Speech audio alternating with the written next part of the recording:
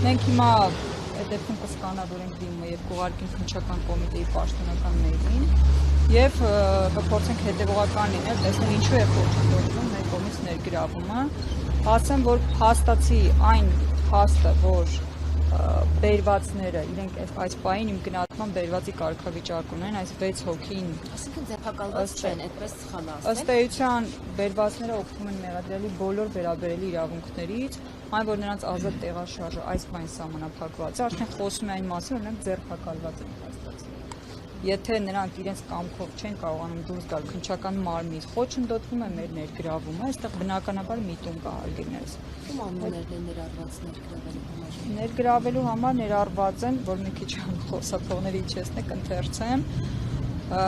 Տեր Փարենի, այսինքն Անդրանիկ Առաքելյանի, Տեր Մանուկ Գևորգ Զեյնալյանի, Տեր Հայկ Էդուարդ Սահակյանի, Տեր Մկրտիչ Գարսևան Երանյանի, Տեր Ղևոն Արարատ Գաբրյանի եւ Տեր Հայկ Վարազդատ Քոչարյանի,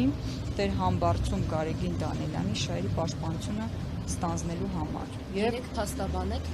Այո, Տիկին Ֆարմանյանը Մարինե, Տիկին Շուշանը Հարությունյան եւ ես Արմիկան։ Շնորհակալություն։